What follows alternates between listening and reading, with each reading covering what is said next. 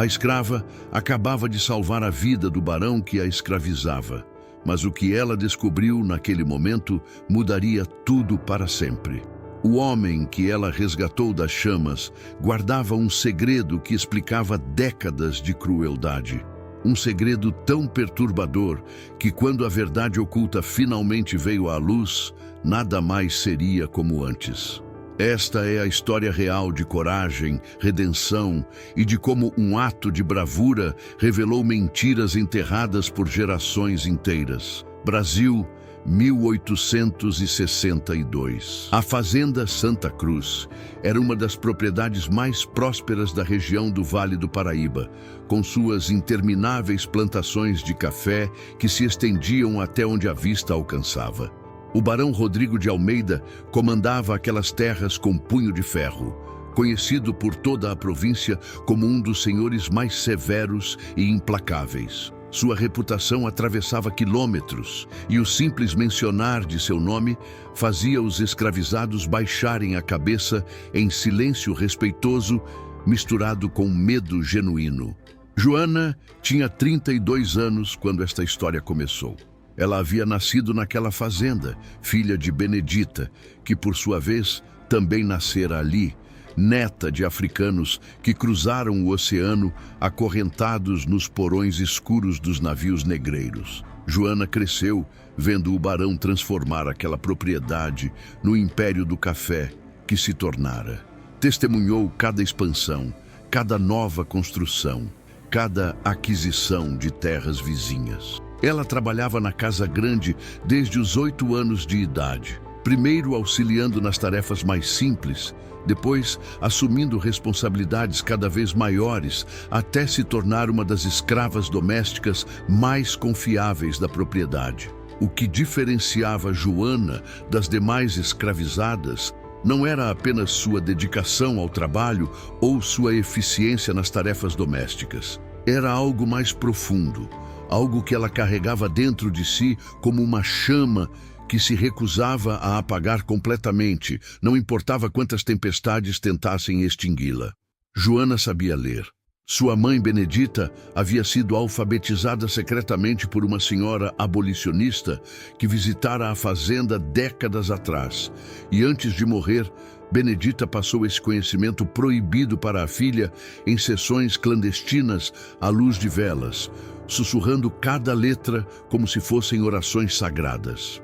Ler era uma transgressão gravíssima para uma pessoa escravizada. O barão Rodrigo de Almeida, como tantos outros senhores de escravos, entendia perfeitamente que o conhecimento era poder, e poder nas mãos dos escravizados representava perigo. Por isso mesmo, qualquer um que fosse descoberto lendo ou escrevendo enfrentaria punições severas que serviam de exemplo para todos os outros. Joana guardou esse segredo como o tesouro mais precioso de sua existência, lendo apenas quando tinha absoluta certeza de que estava sozinha, memorizando cada palavra como se sua vida dependesse disso, porque de certa forma dependia. A Casa Grande da Fazenda Santa Cruz era um sobrado imponente de 2 andares, com varandas amplas sustentadas por colunas grossas de madeira nobre, piso de tábuas largas que rangiam sob os passos pesados do barão, e móveis importados da Europa que custavam mais do que a vida de 10 escravizados juntos. Joana conhecia cada canto daquela construção, cada tábua solta do assoalho, cada janela que emperrava, cada corredor que ecoava diferente dependendo da hora do dia. Ela limpava, arrumava, servia, sempre presente mas invisível, como se esperava que os escravizados fossem. O barão Rodrigo de Almeida tinha 63 anos naquela época. Viúvo há 15 anos, sem filhos que sobrevivessem à infância, ele vivia sozinho naquela casa grande, com apenas a companhia dos escravizados domésticos e eventuais visitas de sobrinhos interessados em sua fortuna. Era um homem alto e magro, com cabelos grisalhos sempre penteados para trás, bigode espesso e olhos escuros que pareciam enxergar através das pessoas. Usava roupas sempre impecáveis, fumava charutos cubanos caros e bebia conhaque francês todas as noites antes de dormir. Mas havia algo no barão que Joana observava há anos, algo que ela nunca comentava com ninguém, mas que a intrigava profundamente. Por trás daquela fachada de senhor implacável, por trás dos castigos que ordenava sem pestanejar e da frieza com que tratava os escravizados, havia momentos em que algo diferente surgia em seus olhos. Eram frações de segundo, lampejos fugazes de algo que parecia tristeza, talvez até remorso, mas que desapareciam tão rapidamente que Joana às vezes duvidava ter realmente visto. A noite de 23 de agosto de 1862 começou como tantas outras. Joana terminou suas tarefas na cozinha, ajudou a servir o jantar do barão, limpou a louça e os talheres de prata, varreu o chão e preparou tudo para o dia seguinte. O barão havia se recolhido aos seus aposentos no segundo andar por volta das 10 horas da noite, como era seu costume. Joana e as outras duas escravas domésticas que dormiam na casa grande, Maria e Conceição, se acomodaram em seus pequenos quartos nos fundos da construção, exaustas após mais um dia de trabalho incessante. Joana estava quase adormecendo quando ouviu o barulho.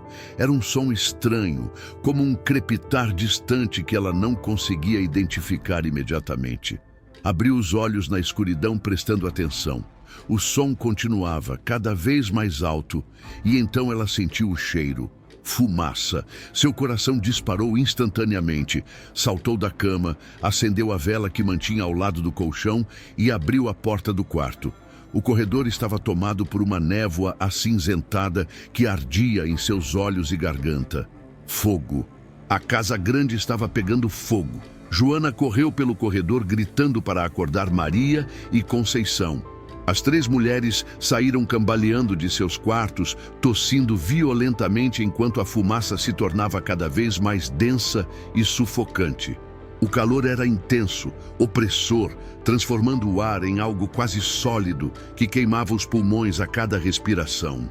Através da fumaça, Joana conseguiu ver as chamas alaranjadas subindo pelas cortinas da sala principal, lambendo as paredes de madeira, consumindo os móveis caros com uma voracidade assustadora.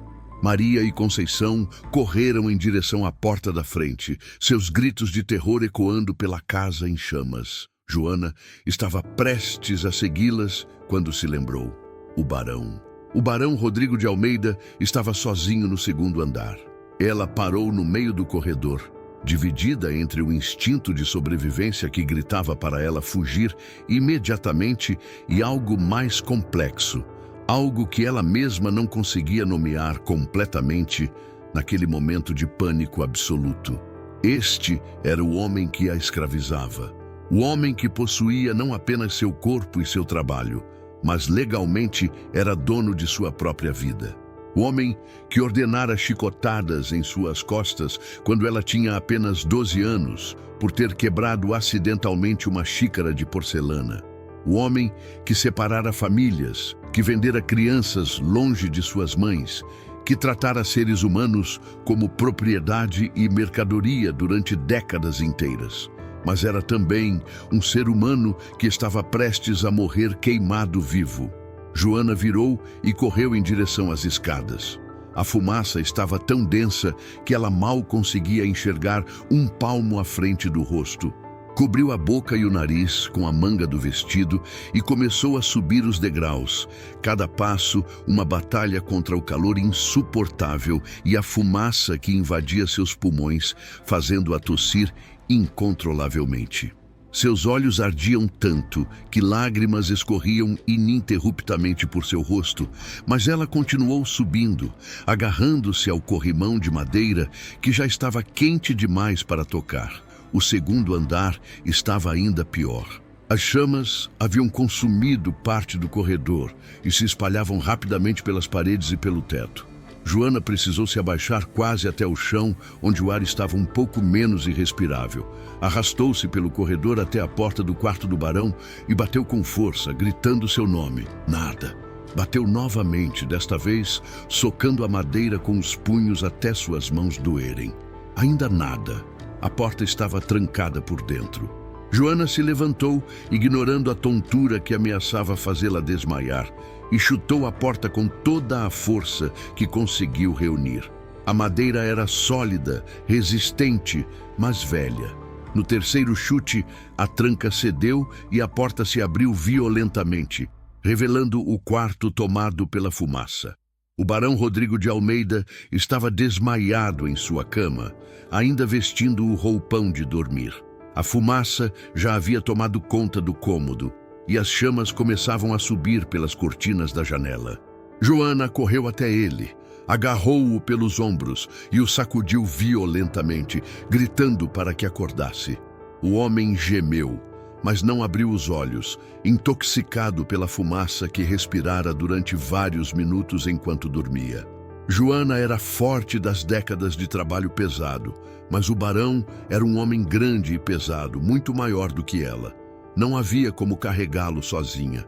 Ela o puxou da cama e ele caiu no chão com um baque surdo. Joana agarrou seus braços e começou a arrastá-lo em direção à porta, puxando com toda a força de seu corpo já exausto.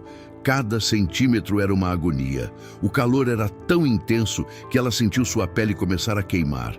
Parte de seu cabelo chamuscou quando uma língua de fogo passou perto demais de sua cabeça.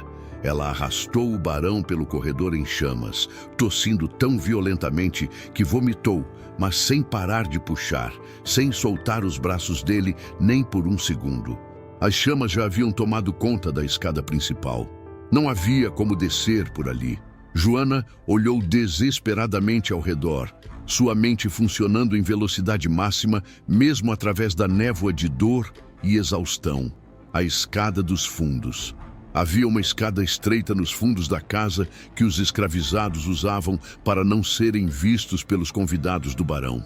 Virou à direita e começou a arrastar o barão em direção oposta, atravessando outro corredor, enquanto as chamas dançavam cada vez mais perto, consumindo tudo ao seu redor. Seus braços gritavam em agonia, seus pulmões queimavam como se estivessem em chamas por dentro. Sua visão começava a escurecer nas bordas, mas ela continuou puxando, um passo de cada vez, recusando-se a desistir, mesmo quando cada célula de seu corpo implorava para que ela o deixasse ali e salvasse a própria vida. Chegou à escada dos fundos e descobriu que o fogo ainda não havia alcançado aquela parte da casa. O alívio foi tão intenso que ela quase desabou, mas forçou-se a continuar. Descer a escada estreita, arrastando um homem inconsciente, era quase impossível. Joana sentou no degrau mais alto, posicionou o barão de forma que sua cabeça ficasse apoiada em seu colo e começou a descer de costas, um degrau por vez, segurando-o com toda a força que ainda possuía. Cada degrau era uma eternidade. Cada movimento enviava ondas de dor através de seu corpo machucado e queimado. Mas ela desceu, degrau após degrau, até finalmente alcançar o piso térreo. Arrastou o barão pelos fundos da casa, passou pela cozinha já tomada pelas chamas e finalmente atravessou a porta dos fundos para o ar fresco da noite. Joana arrastou o barão até uma distância segura da casa em chamas e o deitou na grama. Seu corpo desabou ao lado dele, cada músculo tremendo incontrolavelmente, seus pulmões lutando desesperadamente por ar limpo enquanto ela tossia e sufocava. Ao redor, escravizados vinham correndo de todas as direções, acordados pelo brilho intenso do fogo e pelos gritos. Alguns tentaram combater as chamas com baldes de água, mas era tarde demais. A casa grande da fazenda Santa Cruz queimou durante toda a noite e quando o sol nasceu, só restavam escombros fumegantes e cinzas. O barão Rodrigo de Almeida acordou 3 horas depois, deitado em uma das senzalas que haviam improvisado como enfermaria temporária. Sua primeira visão foi de Joana sentada em um canto, com o rosto coberto de fuligem, os cabelos chamuscados, as mãos enfaixadas com trapos ensanguentados, olhando fixamente para o nada com olhos vazios de exaustão total. Levou alguns segundos para ele processar onde estava e o que havia acontecido. Quando finalmente compreendeu, quando alguém lhe contou que aquela escrava havia arriscado a própria vida para salvá-lo das chamas, algo quebrou dentro dele. O barão ficou em silêncio por um longo tempo, olhando para Joana. Então, pela primeira vez em décadas, lágrimas escorreram por seu rosto envelhecido. Ele chorou ali, na frente de todos, algo que ninguém jamais havia visto. Os escravizados que testemunharam aquilo ficaram chocados, sem saber como reagir diante de um senhor de escravos chorando. Nos dias que se seguiram, enquanto o barão se recuperava da intoxicação por fumaça e Joana tratava suas queimaduras e ferimentos, algo mudou na fazenda Santa Cruz. O barão mandou construir uma casa provisória e começou a tomar decisões que deixaram todos perplexos. Primeiro, ordenou que Joana se mudasse para um quarto na casa provisória, não mais nos fundos com os outros escravizados domésticos, mas em um quarto próprio, pequeno, mas privado. Depois, começou a tratá-la diferente, com uma deferência que ninguém entendia. Joana não sabia o que pensar. Ela havia salvado o barão por razões que ainda não conseguia articular completamente para si mesma, alguma mistura complexa de humanidade, compaixão e talvez a recusa em se tornar alguém capaz de deixar outro ser humano morrer quando poderia ter feito algo, mesmo que esse ser humano fosse seu opressor. Mas ela não esperava gratidão, muito menos esse tratamento estranho que a deixava profundamente desconfortável. 2 semanas após o incêndio, o barão Rodrigo de Almeida chamou Joana ao que funcionava como seu escritório na casa provisória. Ela entrou hesitante, sem saber o que esperar. O barão estava sentado atrás de uma mesa simples, muito diferente da mobília luxuosa que decorava seu antigo escritório. Ele gesticulou para que ela se sentasse.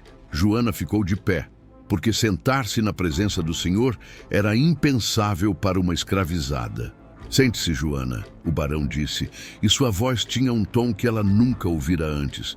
"Por favor." Joana sentou na beirada da cadeira, as mãos enfaixadas cruzadas no colo, os olhos baixos.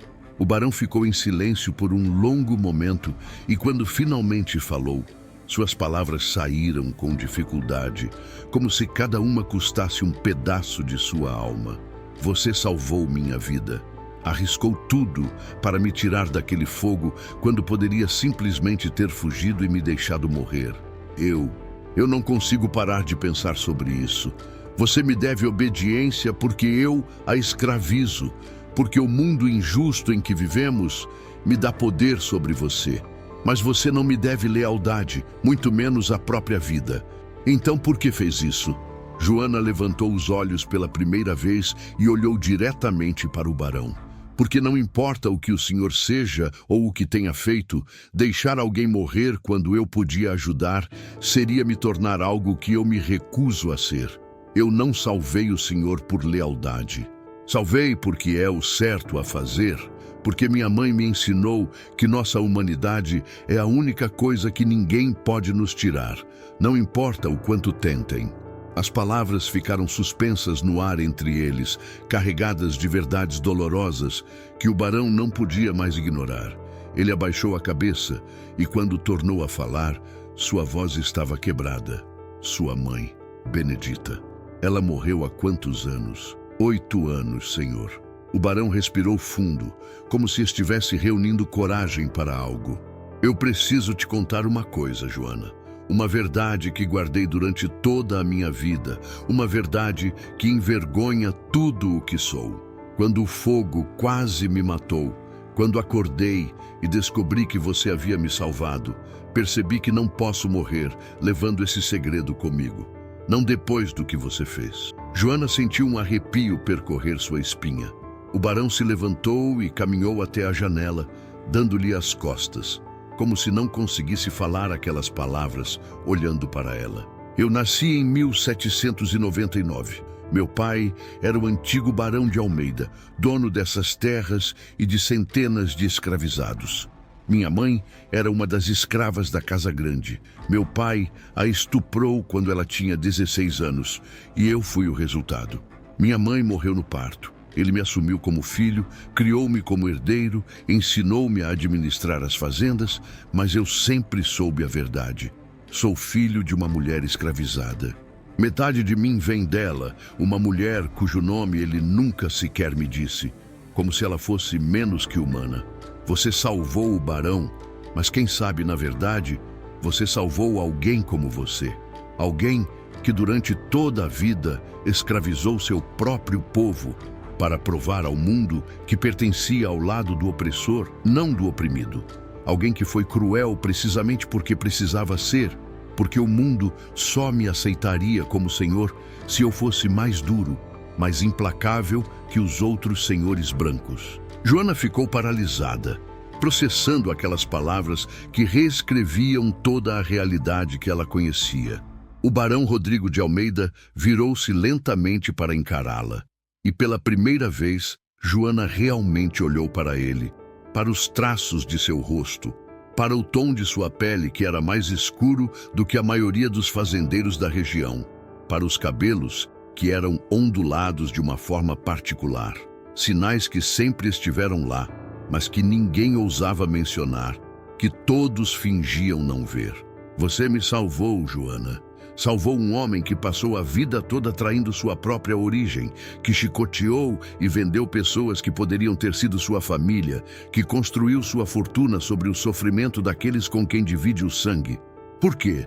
Por que alguém como você salvaria alguém como eu? Porque eu escolhi ser melhor do que o mundo que nos foi dado, Joana respondeu, sua voz firme apesar das lágrimas que agora escorriam por seu rosto. Porque eu me recuso a deixar que a crueldade defina quem eu sou. O Senhor fez escolhas terríveis, escolhas que causaram sofrimento imensurável. Mas eu não posso deixar que suas escolhas determinem as minhas. Eu sou humana, não apesar do que foi feito comigo, mas especialmente por causa disso. Porque sei o que é sofrer, escolho não causar sofrimento quando posso evitar. Me conte sobre alguma vez em que você foi tratada com desrespeito aqui, o barão pediu, mas Joana o interrompeu. Toda vez, Senhor, todos os dias de minha vida, quando me tratam como propriedade, quando ignoram minha humanidade, quando presumem que não tenho pensamentos, sentimentos, sonhos. Mas se o Senhor está me perguntando sobre um momento específico que fez diferença, foi quando eu tinha 12 anos e quebrei aquela xícara de porcelana. Eu me lembro, o barão sussurrou. Ordenei 10 chicotadas. Joana assentiu. O senhor nem olhou para mim, nem perguntou se foi acidente. Apenas ordenou o castigo e seguiu com seu dia como se minha dor não significasse nada. Mas sabe o que aprendi naquele dia? Que a crueldade é uma escolha. O Senhor escolheu não ver minha humanidade. Eu escolhi manter a minha, não importa quantas vezes tentassem tirá-la de mim. O silêncio que se seguiu foi profundo e pesado. O barão voltou para sua cadeira e sentou-se lentamente, subitamente parecendo muito mais velho do que seus 63 anos. Há documentos, ele disse finalmente. Escondidos no cofre que sobreviveu ao incêndio. Registros que meu pai manteve sobre minha mãe, sobre sua origem, sua família. Ele os guardou, não sei se por culpa ou apenas como mais uma forma de controle sobre mim, uma lembrança constante de que eu nunca seria verdadeiramente um deles. Depois que ele morreu, eu mantive esses documentos escondidos, porque revelar essa verdade significaria perder tudo. A sociedade pode tolerar senhores de escravos mestiços, enquanto fingimos que não somos, mas o momento em que essa verdade se torna pública, tudo desmorona. Por que está me contando isso? Joana perguntou. Porque você merece saber a verdade oculta por trás de décadas de crueldade. Porque quando você me salvou daquele fogo, quando poderia ter deixado o segredo morrer comigo, quando escolheu a compaixão mesmo diante de tudo que sofreu, você me forçou a confrontar o monstro que me tornei. E por que, Joana? Eu descobri algo nesses documentos há alguns anos que mudou tudo. O barão levantou e foi até um pequeno cofre de ferro que estava em um canto do escritório provisório. Abriu-o com uma chave que tirou do bolso e removeu uma pasta de couro velha e desgastada. Colocou-a sobre a mesa entre eles. Minha mãe tinha uma irmã, mais nova, apenas 14 anos quando minha mãe morreu. Meu pai a vendeu logo depois, mandou-a para esta mesma fazenda, mas a manteve longe da casa grande. Ela se chamava Teresa. Teresa teve uma filha chamada Benedita. Benedita teve uma filha chamada Joana. O mundo parou. Joana sentiu como se o chão tivesse desaparecido sob seus pés.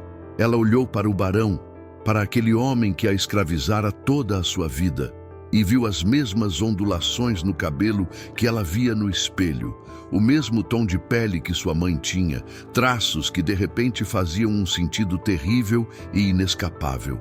Somos primos, o barão disse, e as palavras saíram como uma confissão, como um lamento. Você é minha prima, Joana, e eu escravizei você, chicoteei você, tratei você como propriedade durante toda a sua vida, quando seu sangue é o mesmo que corre em minhas veias. Joana não conseguia respirar. Sua mente girava, processando implicações que pareciam vastas demais para compreender. Toda a sua vida, toda aquela dor, aquela humilhação infligida por alguém da própria família. A traição era tão profunda, tão absolutamente devastadora, que ela não conseguiu encontrar palavras.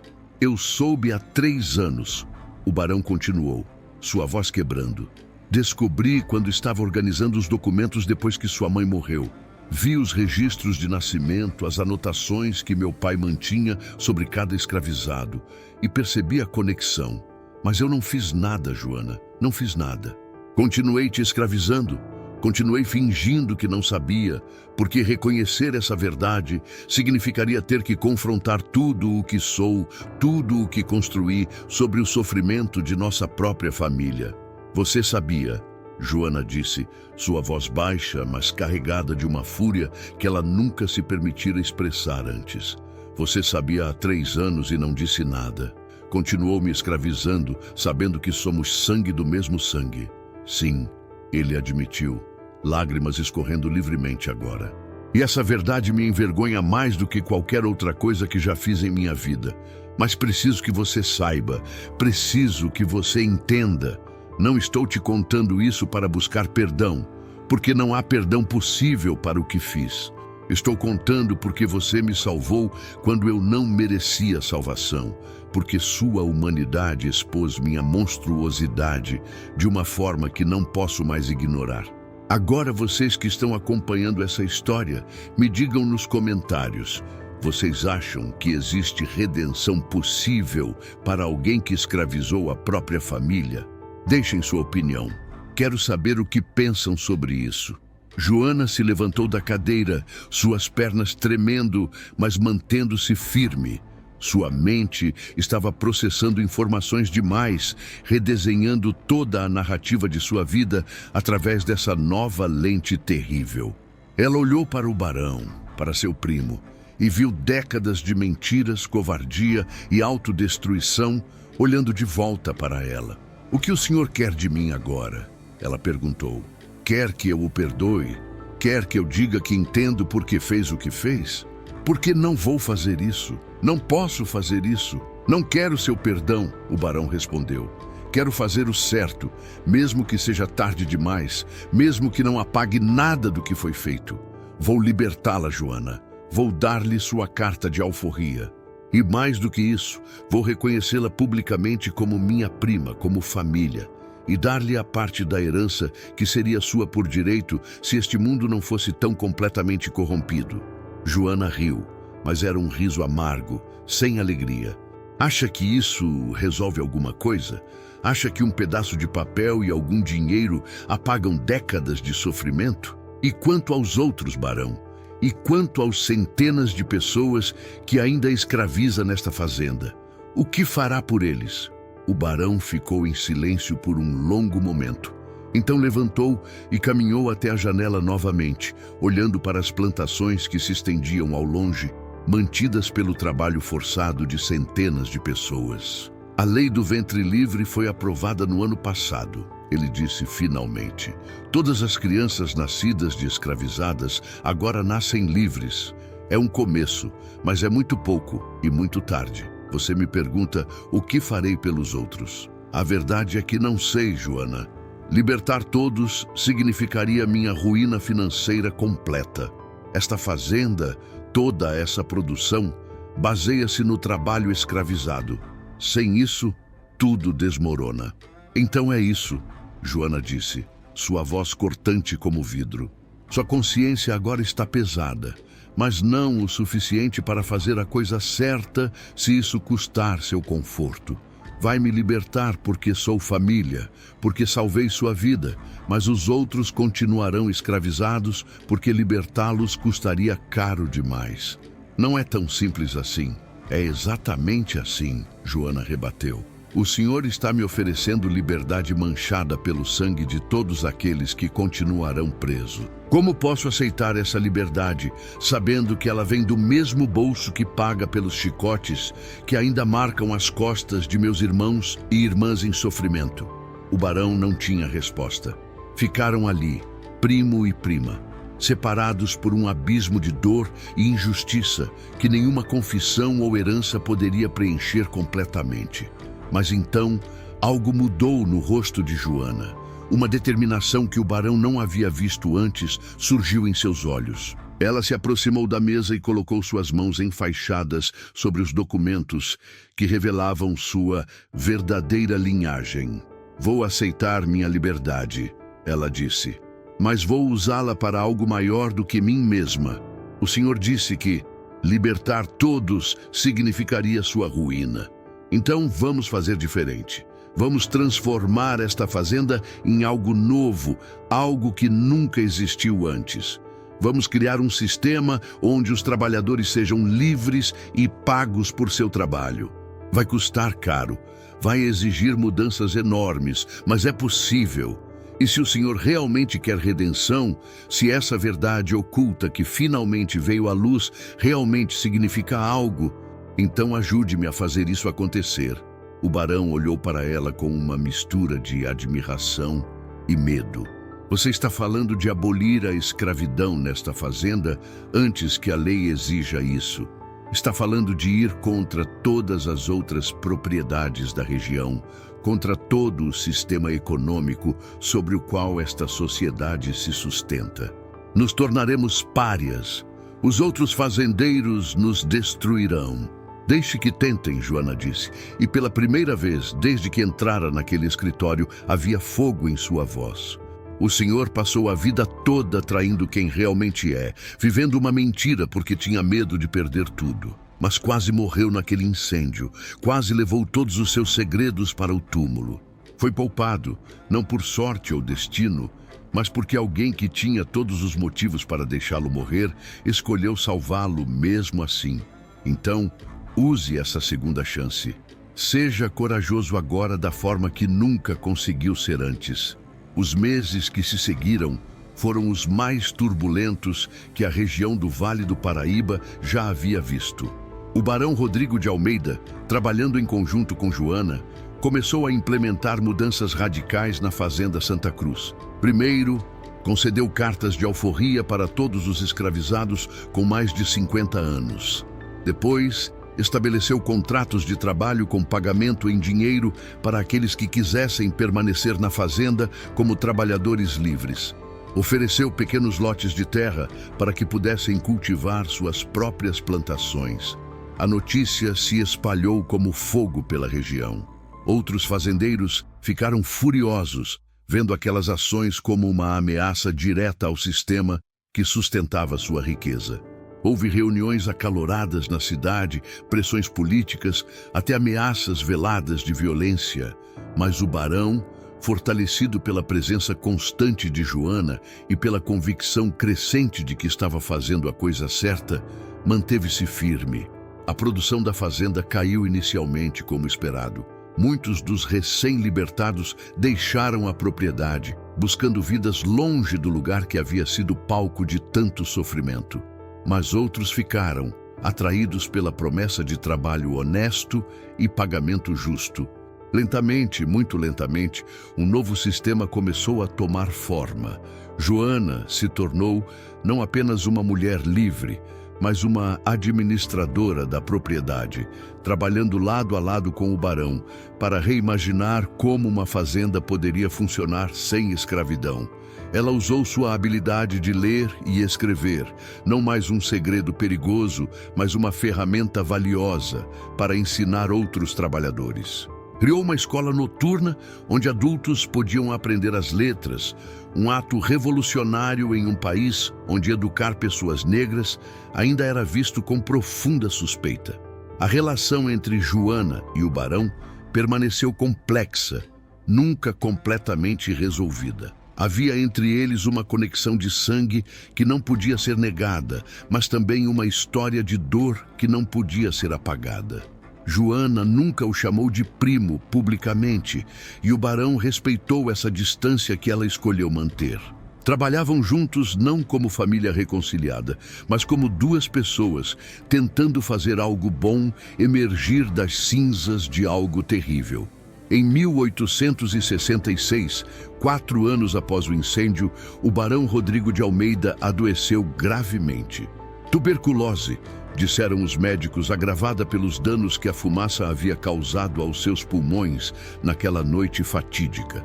Ele chamou Joana ao seu leito de morte, agora frágil e consumido pela doença, uma sombra do Senhor imponente que já fora. Você me salvou 2 vezes, ele disse, sua voz fraca. Uma vez do fogo e depois de mim mesmo. Não consegui fazer tudo o que você queria, não consegui libertar todos antes de as forças me abandonarem, mas juntos começamos algo que continuará depois que eu partir. A fazenda é sua agora, Joana, toda ela. Está nos documentos que preparei com o advogado. Você herdará tudo.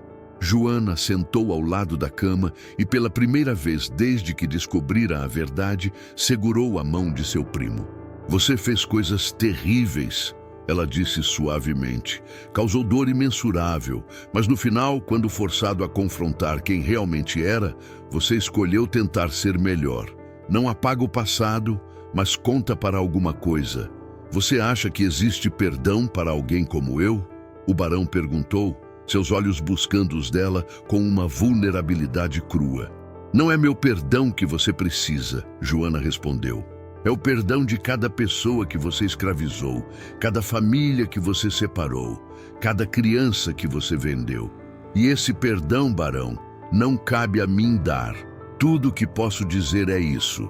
Você reconheceu seu erro e tentou corrigi-lo, mesmo que tardiamente. Isso tem que significar alguma coisa, mesmo que não seja suficiente. O barão Rodrigo de Almeida morreu 3 dias depois. Joana organizou seu funeral, que foi pequeno e discreto. Muitos dos antigos conhecidos do barão se recusaram a comparecer, ainda ressentidos pelas mudanças radicais que ele havia implementado. Mas os trabalhadores da fazenda estavam lá, não necessariamente em luto pelo homem que muitos ainda lembravam como seu opressor, mas em reconhecimento das mudanças que ele havia ajudado a iniciar. Como prometido, a Fazenda Santa Cruz passou para as mãos de Joana. A batalha legal foi intensa, com sobrinhos distantes do barão contestando o testamento, argumentando que uma mulher negra não poderia possivelmente herdar uma propriedade tão valiosa. Mas os documentos eram sólidos, preparados pelo melhor advogado que o barão pôde contratar e incluíam o reconhecimento público da relação familiar entre eles. Foi assim que a verdade oculta finalmente veio à luz publicamente, espalhando-se pela região como uma onda de choque. A revelação de que o respeitado barão de Almeida era filho de uma mulher escravizada e que havia reconhecido uma prima também de ascendência escrava como sua herdeira, abalou a sociedade local. Alguns a usaram como prova da degeneração moral que, segundo eles, resultava da miscigenação. Outros a viram como uma hipocrisia escandalosa, um senhor de escravos que era ele próprio parcialmente descendente daqueles que escravizava. Mas para muitos, especialmente entre os escravizados e recém-libertados, tornou-se uma história de esperança, prova de que mesmo no sistema mais corrupto, transformação era possível. Joana administrou a Fazenda Santa Cruz pelos próximos 30 anos. Sob sua gestão, a propriedade se tornou um modelo, ainda que imperfeito e controverso, de como uma transição do trabalho escravizado para o trabalho livre poderia acontecer. Quando a Lei Áurea finalmente aboliu a escravidão em todo o Brasil, em 1888, a Fazenda Santa Cruz já havia se adaptado anos antes, dando a Joana uma vantagem sobre os fazendeiros que agora se viam forçados a fazer mudanças precipitadas. Ela usou parte da riqueza herdada para fundar escolas, não apenas na fazenda, mas nas comunidades vizinhas, lugares onde pessoas negras livres e libertadas podiam aprender a ler e escrever. Enfrentou oposição constante, ameaças, até alguns ataques, mas persistiu, protegida em parte pela riqueza que agora possuía e em parte pela pura força de sua determinação. Joana nunca se casou, nunca teve filhos. Quando questionada sobre isso, ela dizia que sua família era maior do que sangue poderia definir, consistindo de todos aqueles que haviam passado pela fazenda, aprendido em suas escolas, começado vidas novas com a ajuda dela. Ela viveu até os 87 anos, morrendo em 1917, tendo visto a abolição da escravidão e os primeiros passos tumultuados de um país tentando lidar com o legado daquele sistema brutal. A Fazenda Santa Cruz foi vendida após sua morte e, ao longo das décadas seguintes, mudou de mãos várias vezes, eventualmente sendo dividida em propriedades menores. Hoje, pouco resta da estrutura original. A Casa Grande nunca foi completamente reconstruída após o incêndio e seus escombros eventualmente foram removidos. As senzalas foram demolidas. As plantações de café deram lugar a outros cultivos e desenvolvimento urbano. Mas a história permaneceu. Passou de geração em geração entre os descendentes daqueles que viveram e trabalharam na Fazenda Santa Cruz. A história de uma escrava que salvou seu senhor das chamas, descobriu que eram primos e usou essa revelação explosiva para começar a transformar um sistema de opressão em algo diferente, algo mais justo. Quando a escrava salvou o barão da morte certa, ela não estava apenas salvando um homem, estava salvando a possibilidade de mudança, a chance de que mesmo alguém profundamente comprometido com o mal pudesse, quando forçado a confrontar a verdade sobre si mesmo, escolher um caminho diferente. A verdade oculta que finalmente veio à luz não foi apenas sobre relações familiares escondidas, mas sobre a natureza da humanidade em si, sobre como somos todos conectados de formas que o racismo e a escravidão tentavam negar. A coragem de Joana não estava apenas em entrar naquela casa em chamas e salvar um homem que a oprimia. Estava em escolher repetidamente ser humana em um sistema que tentava desumanizá-la. Estava em usar sua liberdade não para escapar e esquecer, mas para voltar e tentar libertar outros. Estava em enxergar em seu opressor não apenas um monstro, mas um ser humano quebrado que ainda podia fazer escolhas melhores. Esta história desafia noções simples de bem e mal, de vítima e vilão.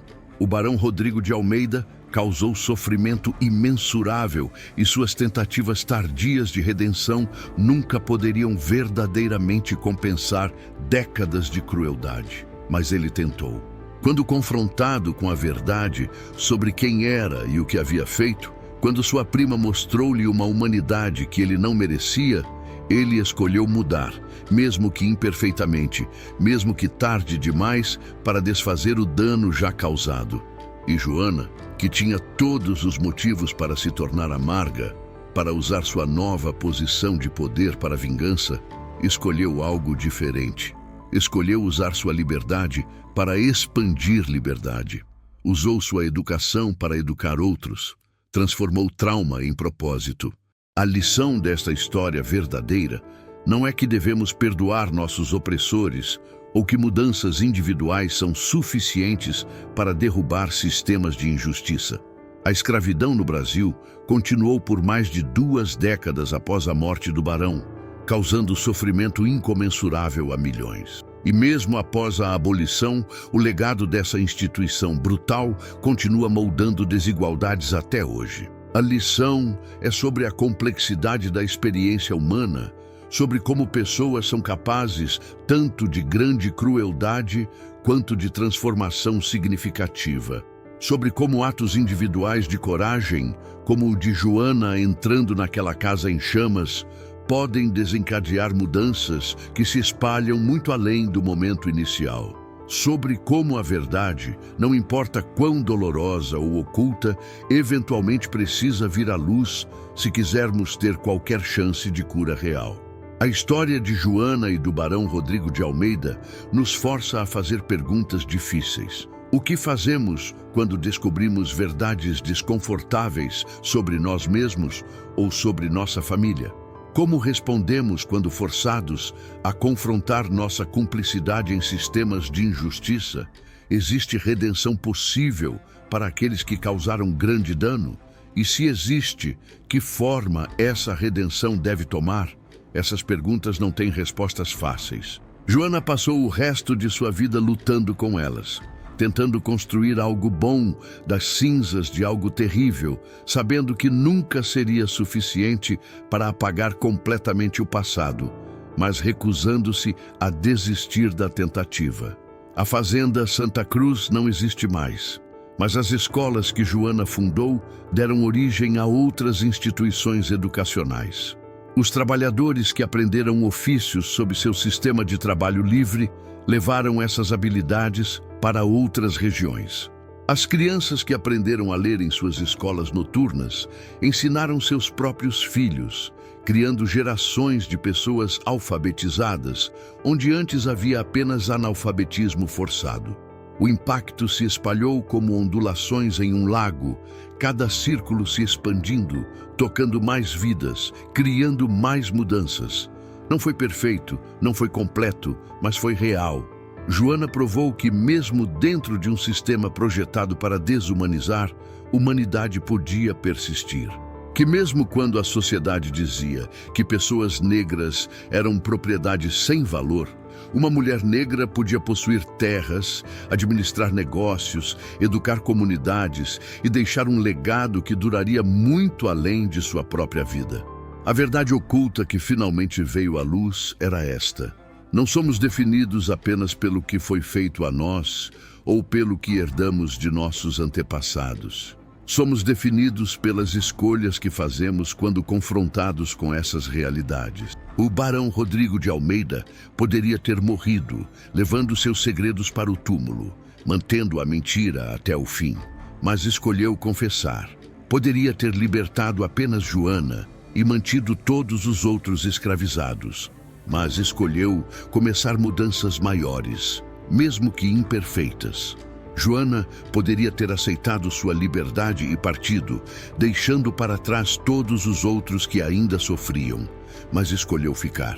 Poderia ter usado sua nova posição de poder simplesmente para enriquecer, seguindo o mesmo modelo de exploração que a havia oprimido. Mas escolheu transformar. Essas escolhas importam. Não apagam o passado, não tornam o sofrimento menos real, não absolvem completamente a culpa, mas criam possibilidade, abrem portas, mostram caminhos para frente mesmo quando parecem não existir.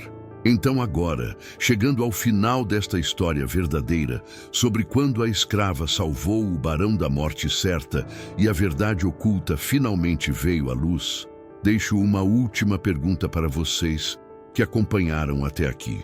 Se você estivesse no lugar de Joana, teria entrado naquela casa em chamas para salvar seu opressor?